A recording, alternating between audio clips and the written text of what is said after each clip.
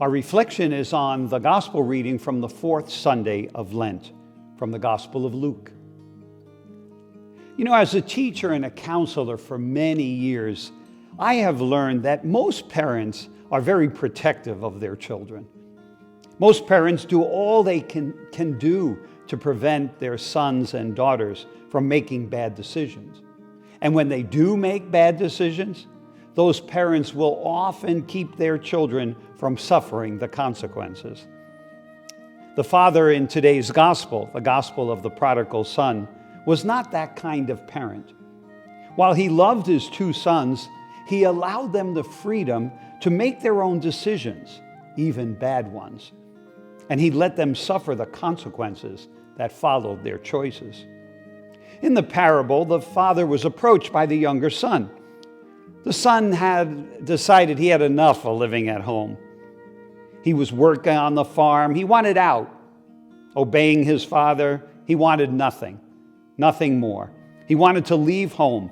But before he did, he wanted his share of the inheritance. Basically, he told his father he didn't want to be around him or wait until he died. Asking for his inheritance was like saying, "I want you dead." He wanted it for himself, his own selfishness.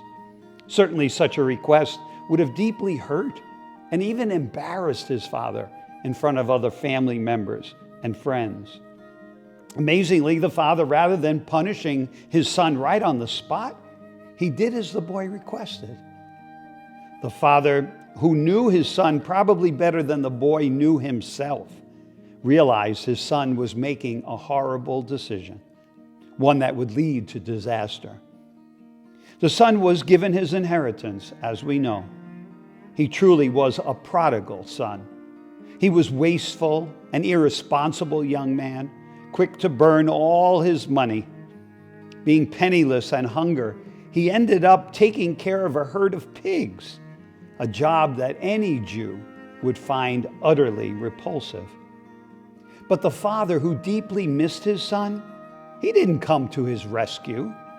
The father didn't send servants to check on him. He didn't use his influence to get him a better job. The father let his son suffer the consequences of his bad decision. Eventually, this wayward son realized that he needed the father whom he had so callously rejected when he decided to leave home. When the father saw his son returning, he ran out to him and embraced him. He welcomed him back. He restored the relationship his son had severed by his selfish decision.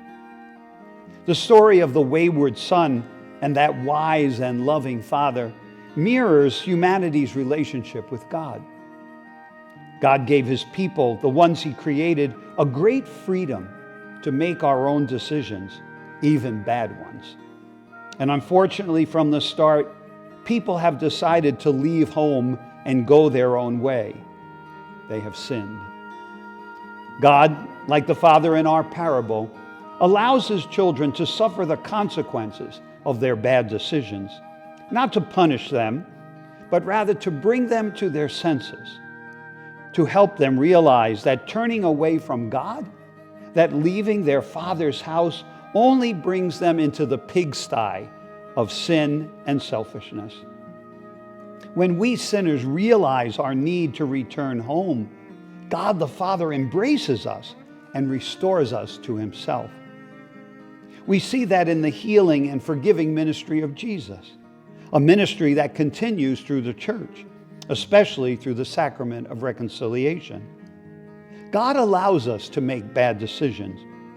May the consequences we suffer give us the wisdom to see what the prodigal son eventually came to realize.